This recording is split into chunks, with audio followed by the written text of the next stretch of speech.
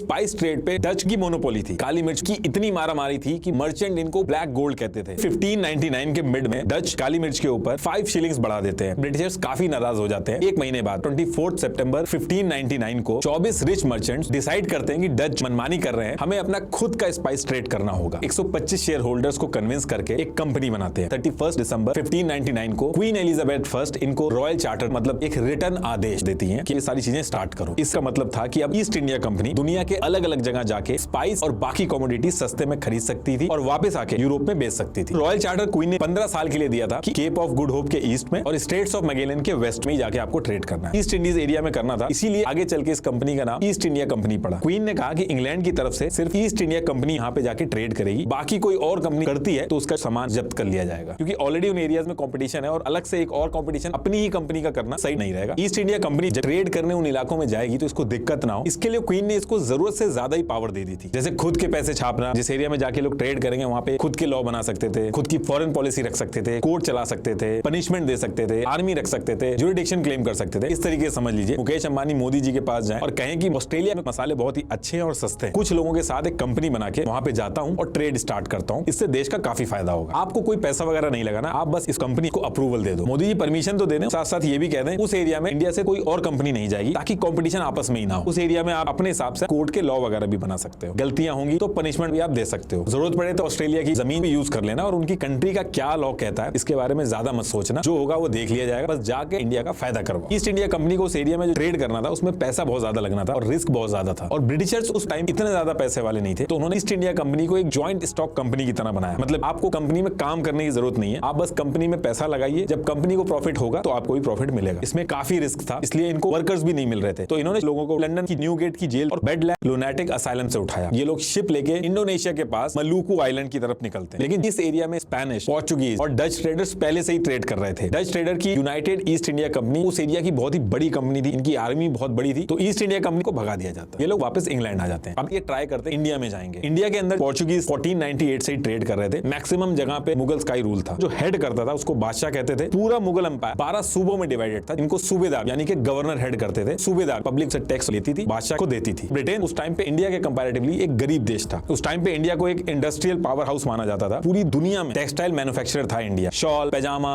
खाकीज, कमरबंद दुनिया भर में उसी टाइम पे फेमस हुए थे। पूरे यूरोप की भी इकोनॉमी को आप जोड़ दो, उससे भी बड़ी इकोनॉमी थी इंडिया की। आज के स्टैंडर्ड से 21 ट्रिलियन डॉलर के बराबर थी। मुगल्स बहुत पावरफुल थे। इंडिया पूरे वर्ल्ड में एक सुपर पावर था। 24 अगस्त 1608 को ईस्ट इंडिया कंपनी के डिप्लोमेट विलियम हॉकिंस इंडिया के सूरत में पहुंचते हैं। विलियम को समझ में आ गया कि यहाँ पे पोर्चुगीज काफी टाइम से ट्रेड कर रहे हैं, मुगल की परमिशन लेनी होगी। तो विलियम सूरत से कैपिटल आगरा पहुंचते हैं और जहांगीर को इंप्रेस करने के लिए अफगान ड्रेस पहन के टूटी फूटी टर्किश लैंग्वेज में बात करने की कोशिश कर रहे थे और कई गिफ्ट्स भी लेके गए थे। मुगल्स ब्रिटिशर्स के साथ काम करके पोर्चुगीज ट्रेडर को नाराज नहीं करना चाहते थे और मुगल्स ब्रिटिशर्स को काफी गंवार और असभ्य समझते थे, तो इनको बिल्कुल भी एंटरटेन नहीं किया। इसके बाद एक बार और ये लोग शिप लेके सूरत आते हैं, लेकिन सूरत के लोकल ऑफिशियल ने पोर्चुगीज ट्रेडर के डर से इनको वापस भेज दिया। 24 मार्च 1603 क्वीन एलिजाबेथ फर्स्ट की डेथ हो जाती है। ईस्ट इंडिया कंपनी के डायरेक्टर नए किंग जेम्स से मिलते हैं और उनसे रिक्वेस्ट करते हैं कि अगर वो ऑफिशियल डिप्लोमेट भेजेंगे तो उनकी बात ज्यादा सीरियसली ली जाएगी। किंग जेम्स 18 सितंबर 1615 को एक official ambassador sir Thomas Roe को भेजते हैं। सर थॉमस ने विलियम हॉकिंस की तरह गलतियां नहीं की। उसने जहांगीर को समझाया कि जब ईस्ट इंडिया कंपनी यहाँ पे आके ट्रेड करेगी तो सालाना आपको पैसा देगी, इससे आपका भी फायदा होगा। 3 साल लगातार ट्राई करने के बाद जहांगीर एक शाही फरमान जारी करते हैं जिसमें सूरत में ट्रेड करने के लिए अलाउ किया जाता है, बदले में ईस्ट इंडिया कंपनी साल का पैसा देगी। इंग्लैंड वापस आने के बाद sir Thomas east India company के डायरेक्टर को समझाते हैं कि मुगल्स काफी स्ट्रॉन्ग है, लड़ाई करना कोई ऑप्शन नहीं है, इसलिए तुम अंदर लैंड में घुसने की बजाय जितने भी सी पोर्ट्स हैं उनके थ्रू अपना ट्रेड करो। उनके एम्बिशंस बहुत बड़े बड़े थे, तो इन्होंने गोलकोंडा के सुल्तान से बात करके आंध्र प्रदेश के मछलीपट्टनम में परमिशन लेके दूसरी फैक्ट्री खोल ली। पटना में तीसरी कंपनी खोली, चली नहीं तो 1 साल में बंद करना पड़ा। 20 साल तक इनको जहां जहां भी मौके मिले इन्होंने अपने ट्रेडिंग का वॉल्यूम बहुत तेजी से बढ़ाया। 1640 में इनको रियलाइज हुआ कि विजयनगर एम्पायर काफी कमजोर हो रहा है। इन्होंने राजा को कन्विंस करा कि उनका कैसे फायदा हो सकता है। फायदे की बात सुनकर राजा ने इनको 3 माइल्स लॉन्ग फिशिंग विलेज मद्रासपट्टनम दे दिया। इतने सारे आदमी इन्वॉल्व होते थे ट्रेड करने में, तो एक एरिया डिसाइड करके उनके रहने वगैरह का जो इंतजाम होता था वो सेपरेट कर दिया जाता था ताकि आम जनता को इशू ना हो। तो जब इनको यहाँ पे एक एरिया मिला तो इन्होंने किले वगैरह भी बना लिए थे। रीजन ये दिया था कि इतना सामान वगैरह यहाँ पे रहता है तो उसकी सिक्योरिटी के लिए किला बनाना बहुत जरूरी है। इसी एरिया में कुछ पार्ट और जुड़ा और इसका नाम मद्रास पड़ा। 1662 में इंग्लैंड के राजा चार्ल्स सेकंड ने पोर्चुगीज क्वीन कैथरीन से शादी की, तो दहेज में इंडिया के अंदर एक आइलैंड मिलता है इनको जिसपे पोर्चुगीज का कब्जा था। इस आइलैंड को मुंबई बोला जाता था, जिसे हम लोग मुंबई बोलते हैं। ईस्ट इंडिया कंपनी के लिए बड़ा आसान था यहाँ पे ट्रेड करना। ब्रिटिशर्स सी पोर्ट पे ही ट्रेड कर रहे थे क्योंकि मुगल्स इनको घुसने नहीं दे रहे थे। बंगाल में आज के टाइम का उड़ीसा, बंगाल, बांग्लादेश और बिहार आता था। ये एरिया उस टाइम पे इंडिया में ही नहीं बल्कि दुनिया भर में सबसे प्रॉस्पेरस इलाकों में आता था। फसल बहुत ही अच्छी पैदा होती थी और ढाका की टेक्सटाइल मैन्युफैक्चरिंग उफान पे थी। यही रीजन था कि ईस्ट इंडिया कंपनी शुरू से ही बंगाल में ट्रेड करने के सपने देखती थी। मुगल एम्परर औरंगजेब का मामा बंगाल सूबे का governor Shaista Khan east India company को ज्यादा पसंद नहीं करता था, तो स्पेशली इनको मनाने के लिए east India company William hedges को भेजती है। विलियम एग्रीमेंट वगैरह करके छोटे लेवल पे ट्रेड भी स्टार्ट हो जाता है बंगाल के अंदर। 1681 में ईस्ट इंडिया कंपनी का डायरेक्टर चेंज होता है, नाम था जोशिया चाइल्ड। विलियम ने जो एग्रीमेंट करे थे, ट्रेड शुरू करवाया था बंगाल के अंदर, उसको ये सही से फॉलो नहीं करता था। बंगाल का गवर्नर खुश नहीं था, तो उसने 1686 में टैक्स को 2% से बढ़ा के 3.5% कर दिया। जोशिया इतना ज्यादा गुस्सा हो जाते हैं कि लंदन से 19 वॉरशिप, 200 कैनन्स और 600 सोल्जर्स बुला के मुगल्स पर अटैक कर देते हैं। पहली बार हुआ था जब ईस्ट इंडिया कंपनी ने लालच या धोखाधड़ी के अलावा वॉर करी थी। मुगल्स ने ईस्ट इंडिया कंपनी को बुरी तरीके से हरा दिया और इनके लोग को सूरत और ढाका में कैदी बना दिया। और जो इनकी फैक्ट्रीज थी हुगली, पटना, कासिम बाजार, मसूलीपट्टनम और विशाखापट्टनम में, इन सारी को कब्जे में कर लिया। सूरत की फैक्ट्री को बंद कर दिया और बॉम्बे में ये जो ट्रेड कर रहे थे उस पर कब्जा कर लिया। ईस्ट इंडिया कंपनी को समझ में आ गया कि उन्होंने बहुत ही भारी गलती कर दी है। इतने सालों की मेहनत पानी में चली गई थी। बहुत शातिर थे, कई सालों तक माफी मांगी, यहाँ तक कि पैरों तक में पड़ गए। फ्रेंच पेंटिंग में औरंगजेब से माफी मांग रहे हैं। मुगल्स को टैक्स का पैसा की आदत लग चुकी थी। 1690 में इनको माफ कर दिया जाता है, लेकिन 1.5 लाख रुपीस का जुर्माना लगा दिया जाता है। ईस्ट इंडिया कंपनी कई सालों तक चुपचाप ट्रेड करती रहती है और सही टाइम का वेट करती है। 1707 में औरंगजेब की डेथ के बाद अगले 10 साल तक back to back emperor change हो रहे थे। जब मुगल एम्पायर वीक पड़ने लगा और राजा टिकते नहीं थे, तो कई सारे सूबे मुगल एम्पायर से इंडिपेंडेंट होकर एज अ किंगडम ऑपरेट करने लगे और जो गवर्नर थे अपने आप को नवाब बना लिया था। टैक्स देना तक बंद कर दिया था। टैक्स बंद होने की वजह से मुगल एम्पायर फाइनेंशियली वीक हो रहा था और इसी बीच मराठा, सिख ने भी मुगल्स के ऊपर अटैक किया और काफी सारा एरिया अपने पास रख लिया। दिल्ली के आसपास मुगल आर्मी के पश्तून, मर्सरीज, रोहिलास ने अपनी खुद का किंगडम बना लिया था। ऐसे कर करके सारे छोटे छोटे किंगडम बन गए थे। औरंगजेब की डेथ से पहले ये मैप था और मरने के बाद इतने मुगल रूल्ड एरिया बचे थे। मुगल का पूरा खजाना खाली हो गया था। रेवेन्यू का एक ही सोर्स बचा था, बंगाल। सिर्फ बंगाल से ही टैक्स रेवेन्यू आता था। ईस्ट इंडिया कंपनी शुरू से ही बंगाल के अंदर ट्रेड करना चाहती थी क्योंकि यहाँ से बहुत ज्यादा कमाते थे। इन्होंने एम्परर फारूक को बैक टू बैक गिफ्ट भिजवाना चालू किया। सर्जन विलियम हैमिल्टन ने फारूक की कोई बीमारी भी सही कर दी थी। फारूक बहुत ही इंप्रेस हुआ और बंगाल के सूबेदार को फरमान भेजा कि ईस्ट इंडिया कंपनी पर इंपोर्ट और एक्सपोर्ट पर अलग से टैक्स नहीं जाएगा। सालाना टैक्स 3000 रुपए जाता था, वो जाएगा। उनको ये भी परमिशन मिल गई थी कि बिना किसी चेकिंग के इधर से उधर सामान ट्रांसफर कर सकते थे। बंगाल के गवर्नर अली वर्दी खान ने भी खुद को इंडिपेंडेंट कर अपने आप को नवाब घोषित कर दिया था, लेकिन उसके बाद भी वो मुगल एम्पायर को टैक्स देते थे। उनको ये सारी चीजें ठीक नहीं लग रही थी, लेकिन उनको मानना पड़ा। 1756 में अली वर्दी खान की डेथ हो जाती है, नए नवाब बनते हैं, काफी स्ट्रिक्ट सिराजुद्दौला। इनकी मेन 3 दिक्कतें थी। पहली तो ये थी कि ईस्ट इंडिया कंपनी बंगाल के अंदर जगह जगह पे किले बना रही थी। दूसरी दिक्कत ये थी कि मुगल एम्परर को ईस्ट इंडिया कंपनी गिफ्ट पहुंचा के पॉलिसीज का गलत यूज कर रही थी। और तीसरी दिक्कत ये थी कि जो बागी हो जाते थे, जिनको सिराज भगा देते थे, उनको ईस्ट इंडिया कंपनी अपने पास रख लेती थी। तो एक दिन सिराज 30,000 सोल्जर्स लेके कंपनी की कलकत्ता की फैक्ट्री पे कब्जा कर लेते हैं। वर्कर को एक काल कोठरी जहां पे अंधेरा था बिल्कुल, वहां पे बंद कर देते हैं। नेक्स्ट डे उनकी डेथ हो जाती है। ब्रिटिशर्स के किले को अपने कंट्रोल में ले लेते हैं। ईस्ट इंडिया कंपनी साउथ से रॉबर्ट क्लाइव को भेजती है कि सिराज को सही करके आओ, क्योंकि बंगाल बहुत ही मुनाफे वाली जगह है, इसको हम छोड़ नहीं सकते। सिराज के आर्मी कमांडर मीर जाफर खुद राजा बनना चाहते थे। जगह से बहुत ही रिच आदमी था, वो लोन वगैरह देता था। डर था कि सिराज शायद उस पर हमला कर देगा। रॉबर्ट क्लाइव इन दोनों को लालच देके अपनी तरफ कर लेते हैं। मीर जाफर को कहा कि ये लड़ाई खत्म होने के बाद उनको राजा बना दिया जाएगा। पूरी लड़ाई की सारी फंडिंग जगह सेट कर रहे थे। 23 जून 1757 की बैटल ऑफ प्लासी के टाइम पे बारिश हो जाती है। ब्रिटिशर्स तो अपने वेपन्स को कवर कर लेते हैं, लेकिन सिराज के वेपन भीग जाते हैं, जिसकी वजह से काम नहीं करते हैं। यही मौका देख के मीर जाफर फौज को पीछे खींच लेते हैं और ईस्ट इंडिया कंपनी जीत जाती है। मीर जाफर को नवाब इसलिए बनाया था क्योंकि ईस्ट इंडिया कंपनी कहीं पे भी खुद रूल नहीं करते थे, बल्कि अपना एक पपेट राजा बना के अपने ट्रेड की पॉलिसी चेंज कराते थे। क्योंकि अगर ये खुद राज करते थे, उनको पूरे राज्य का एडमिनिस्ट्रेशन संभालना पड़ता। आज इसने चोरी कर दी, कल उसने इसको मार दिया। और वैसे भी रातों रात कोई गोरा अगर राजा बन के बैठ जाएगा तो वहां की लोकल जनता रिवॉल्ट भी कर सकती है। तो इन सारी चीजों से बचने के लिए हमेशा ये लोग अपना पपेट राजा बैठाते थे, खुद रूल नहीं करते थे। ब्रिटिशर्स अपना सारा फोकस उस एरिया का रिसोर्सेज, पैसा, टैक्स को लूट के अपनी तरफ लाने में रखते थे। लूट, अभी आप डिक्शनरी में पढ़ते हो, ये उसी टाइम पे इजाद हुआ था ब्रिटिशर्स की वजह से। इस बैटल ऑफ प्लासी के बाद ईस्ट इंडिया कंपनी ने बंगाल पे फाइन लगाया 3 करोड़, अभी के 3000 करोड़ के करीब होगा। ईस्ट इंडिया कंपनी जहां भी लड़ाई में इन्वॉल्व होती थी तो उस पर फाइन लगाती थी। उनका यह कहना था कि तुम्हारी बेवकूफी की वजह से लड़ाई करनी पड़ी है, हमारा इतना खर्चा हुआ है, ये आपको देना पड़ेगा। ये सारा पैसा एक खजाने से या टैक्स रेवेन्यू सिस्टम से निकालते थे। कंपनी कई तरीके से एग्रीमेंट करवाती थी और एग्रीमेंट ना पूरा होने पे टैक्स के ऊपर पूरा कंट्रोल ले लेती थी। इस लड़ाई के बाद ब्रिटिशर्स को समझ में आ गया था कि असली कमाई तभी हो पाती है जब पॉलिटिकल कंट्रोल हो, क्योंकि जब इनके पास पॉलिटिकल कंट्रोल आया तो पूरा का पूरा टैक्स इनके पास आ रहा था और जिस तरीके से ट्रेड करना चाहते थे उस तरीके से कर रहे थे। पैसा इनके पास जरूरत से ज्यादा हो गया था, तो जहां पे जरूरत पड़ती थी वहां पे राजा वगैरह को पैसे देके अपनी तरफ कर लेते थे। इसके बाद ब्रिटिशर्स ने लोकल लोगों को भी अपनी आर्मी में रखा और इंग्लैंड से और आर्मी भी मंगवाई। बैटल ऑफ प्लासी के बाद ये सारा एरिया ब्रिटिशर्स के कंट्रोल में आ गया था। 1764 में ब्रिटिशर्स ने बंगाल का नवाब बना के रखा था। उनके ऊपर भी आम जनता से बहुत प्रेशर आने लगा था, क्योंकि ईस्ट इंडिया कंपनी बहुत ज्यादा पैसे और रिसोर्सेज ले रही थी बंगाल का। तो इन सारी चीजों की वजह से बंगाल के नवाब, अवध के नवाब और Mughal emperor east India company के खिलाफ बैटल ऑफ बक्सर कर देते हैं। ये लड़ाई भी ईस्ट इंडिया कंपनी से लोग हार जाते हैं। एक साल बाद 1765 में ट्रीटी ऑफ इलाहाबाद हुई, जिसमें रॉबर्ट क्लाइव ने खुद को बंगाल का गवर्नर और कमांडर ऑफ चीफ घोषित कर दिया और जितने भी दीवानी राइट्स थे ईस्ट इंडिया कंपनी ने खुद के पास रख लिए थे। मतलब कि बंगाल के अंदर अब जितना भी रेवेन्यू कलेक्ट होगा उस सब पे ईस्ट इंडिया कंपनी का हक होगा। जैसे government toll plaza private company को दे देती है कि आप जितना मर्जी टोल कलेक्ट करो, बस साल का एक फिक्स अमाउंट हमें दे देना, मेंटेनेंस वगैरह आपको देखना होगा। मान लो कि ये टोल कलेक्टर बहुत ज्यादा पावरफुल हो जाए, सरकार के हेड को किडनैप कर लें या मार दें और गवर्नमेंट को कुछ भी देना बंद कर दें, मन चाहा टोल कलेक्ट करने लगे, सड़क बनवाना हो, उसको रिपेयर करवाना हो, उसके लिए मना कर दें और बोलें कि ये तो सरकार का काम है। 1770 में east India company Bihar, Odisha और बंगाल से इतना ज्यादा टैक्स कलेक्ट किया कि अकाल पड़ गया। आप बोल सकते हो कि अकाल तो नेचर की वजह से होता है, लेकिन इसका मेन रीजन कंपनी की एग्रेसिव पॉलिसी थी। इस भुखमरी से मरे हुए लोग का जो टैक्स बनता था वो जिंदा लोग से कलेक्ट किया गया और जो गेहूं वगैरह बचा था उन सबको भी अपने पास रख लिया। बंगाल इतना प्रॉस्पेरस रीजन था, इन्होंने लूट लूट के वहां पे भुखमरी फैला दी थी। 70 लाख से 1 करोड़ लोग भुखमरी से मरे उस एरिया में। ये सारा पैसा आराम से ब्रिटेन में पहुंचा देती थी। बैटल ऑफ बक्सर के बाद नॉर्थ इंडिया में पूरी तरीके से ब्रिटिशर्स का कब्जा हो चुका था। साउथ का एरिया में भी कैसे कब्जा किया जाए, इन सब चीजों में इनका दिमाग चल रहा था। यह मैसूर सी साइड को मलाबार कोस्ट कहते हैं, यहाँ से ट्रेड होता था। मैसूर के राजा हैदर अली और उनके बेटे टीपू सुल्तान, ये लोग ईस्ट इंडिया कंपनी की कोई भी एक्टिविटी मैसूर के एरिया में नहीं चलने देते थे। एक तो रीजन ये था कि हैदर अली को ईस्ट इंडिया कंपनी की हरकतों के बारे में पता था और दूसरी चीज ये थी कि इस कोस्ट से ये राजा फ्रेंच कंपनीज के साथ ट्रेड करता था, तो वहां पे कन्फ्लिक्ट होता, इसलिए ब्रिटिशर्स को ये लोग दूर रखते थे। 1761 में हैदर अली ने ईस्ट इंडिया कंपनी को बुरी तरीके से हरा दिया। 1780 में वॉर के बीच में ही हैदर अली की डेथ हो जाती है। टीपू सुल्तान के हाथ से काफी एरिया निकल ईस्ट इंडिया कंपनी को चला जाता है। उसके बाद एग्रीमेंट हो जाता है। इस बार ईस्ट इंडिया कंपनी मराठा और हैदराबाद निजाम से सपोर्ट लेती है और उसके बाद हमला करती है। मैसूर किंगडम की सबसे बड़ी सिटी पे कब्जा कर लेती है और टीपू सुल्तान के दोनों बच्चे को अपने पास रख लेती है। ईस्ट इंडिया कंपनी कहती है कि जब तक टीपू सुल्तान आधा साम्राज्य ईस्ट इंडिया कंपनी को नहीं दे देंगे और ये जो बार बार इनको लड़ाई करनी पड़ रही है इसका फाइन 3 करोड़ रुपए नहीं दे देती, तब तक बच्चों को नहीं छोड़ेंगे। टीपू सुल्तान कोई सी भी बात नहीं मानते हैं और मदद के लिए कई जगह पे बात भी करते हैं, लेकिन बात नहीं बनती। East India company final attack करती है और उनकी डेथ हो जाती है। ईस्ट इंडिया कंपनी ने टीपू सुल्तान के खजाने से 2 मिलियन यूरो, आज की डेट का 1800 करोड़ का गोल्ड लिया था। 1803 में ईस्ट इंडिया कंपनी ने मुगल कैपिटल दिल्ली पे भी कब्जा कर लिया। पूरा रेवेन्यू ईस्ट इंडिया कंपनी के पास जाता था। मराठा, जिनकी मदद लेके टीपू सुल्तान को हराया था, उनके ऊपर भी मल्टीपल वॉर होती है और finally east India company Maratha kingdom पे भी कब्जा कर लेती है। इसके बाद सिख एम्पायर पे भी कब्जा कर लेती है। 1847 में ईस्ट इंडिया कंपनी ने इंट्रोड्यूस किया, अगर कोई इंडियन रूलर की डेथ हो जाती है, उसका कोई मेल वारिस नहीं है, तो वो ऑटोमेटिकली कंपनी के कंट्रोल में आ जाएगा। इस रूल की वजह से उदयपुर, झांसी और अवध जैसे किंगडम भी कंपनी के कंट्रोल में आ गए थे। ऐसे कर करके ईस्ट इंडिया कंपनी ने पूरे इंडिया पे कंट्रोल ले लिया था। रॉबर्ट क्लाइव ने इंडिया से पैसा लूट लूट के ब्रिटिश पार्लियामेंट की सीटें और एमपीज दोनों को खरीदना शुरू किया। पैसा खिला खिला के गवर्नमेंट के कई सारे प्रोजेक्ट अपने हिसाब से चलवाए। कुछ टाइम के बाद कंपनी के ऊपर पार्लियामेंट्री इन्वेस्टिगेशन बैठती है और कंपनी के ऊपर इनसाइडर ट्रेडिंग और ब्राइबरी के केस लगते हैं और इस कंपनी को हटा दिया जाता है। 1858 में ब्रिटिश गवर्नमेंट इंडिया को ब्रिटिश एम्पायर का पार्ट बना देती है। अब डायरेक्टली जो ब्रिटिश गवर्नमेंट थी वो इंडिया को कंट्रोल कर रही थी। ईस्ट इंडिया कंपनी की टेरिटरी, रेवेन्यू, पोजेशन सब कुछ ब्रिटिश क्राउन के अंडर में आ गया था। ईस्ट इंडिया कंपनी और ब्रिटिश सरकार ने इंडिया से $45 ट्रिलियन 200 साल में लूटा। ब्रिटेन की अब की जीडीपी $3 ट्रिलियन की है। इंडिया के पास मशीनरी, टेक्नोलॉजी इंपोर्ट करनी हो, इन सब के लिए 1 रुपया भी नहीं बचा था। इंडिया अपने आप को मॉडर्नाइज ही नहीं कर पाया। बहुत ही शॉकिंग है कि इवन आज की डेट तक डिस्ट्रिक्ट एडमिनिस्ट्रेटिव ऑफिसर को कलेक्टर बोला जाता है। ब्रिटिशर्स के टाइम पे कलेक्टर वर्ड यूज होता था, जिन्होंने टैक्स ले लेके भुखमरी पे लाके खड़ा कर दिया था। पहले इन्होंने आम जनता का टैक्स बढ़ा के 3 गुना कर दिया, फिर उनके ही टैक्स के पैसे से उनका ही सामान खरीदा, फिर ब्रिटेन में एक्सपोर्ट कर दिया। आम जनता इस चीज को समझ ना पाए, इसलिए इन्होंने 2 डिपार्टमेंट बनाए। टैक्स कलेक्ट करने के लिए अलग डिपार्टमेंट था और एक आम जनता और किसान से सामान खरीदने के लिए अलग डिपार्टमेंट था, ताकि ये सारी चीजें एथिकल लगे। इंडिया से पैसा लूट लूट के ब्रिटेन ने नॉर्थ अमेरिका और यूरोप में इन्वेस्ट किया। वहां पे रेलवेज, रोड, फैक्ट्रीज बनवाई। First world war, second world war का खर्चा उन्होंने इंडिया पर डाल दिया और फिर उसको कर्ज दिखा के सालों तक यहाँ से रेवेन्यू और इंटरेस्ट लेता रहा। तो अगली बार जब आप हॉलीवुड मूवी देख के ताली बजाना जिसमें एक महान ब्रिटिशर शूरवीरों की तरह लड़ रहा है, तो इस बात का जरूर ध्यान रखिएगा कि उस लड़ाई का खर्चा आपके पूर्वजों की कमर तोड़ के निकाला गया था। सबको सिखाया जाता है कि यूरोप और अमेरिका के देश इसलिए एडवांस बने क्योंकि वो बहुत ही इनोवेटिव थे। पूरा वेस्ट फ्री ट्रेड की बहुत बात करता है, लेकिन Cambridge economic history of India में एक भी शब्द मेंशन नहीं किया इन्होंने कि 1700 से 1846 के बीच में एशियन टेक्सटाइल के खिलाफ इन्होंने कितनी कड़ी पॉलिसी अपना रखी थी। अगली बार आपके सामने अगर कोई वेस्ट कंट्रीज का महिमा मंडन करे तो उससे ये जरूर पूछिएगा कि 1765 से 1945 तक इंडिया की जो एक्सपोर्ट सरप्लस अर्निंग थी उसका क्या किया इन्होंने। इंडिया जिन दिक्कतों में फंसा हुआ है उनमें से ज्यादातर का जो सेंटर है वो ब्रिटिश राज ही है, चाहे वो हमारा करप्ट सिस्टम हो, इनफेक्टिव जुडिशियल सिस्टम हो, पुलिस का अत्याचार हो या फिर रिलीजन का इशू हो। चोरी का पैसा मोरी से निकलता है। ब्रिटिशर्स इतना पैसा लूट के ले गए, लेकिन आज इनकी इकोनॉमी फटेहाल हो गई है। वहीं इंडिया इतना पैसा लुटवाने के बाद भी दोबारा से ट्रैक पे आ रहा है। एक इंडियन संजीव मेहता ने ईस्ट इंडिया कंपनी को खरीद लिया।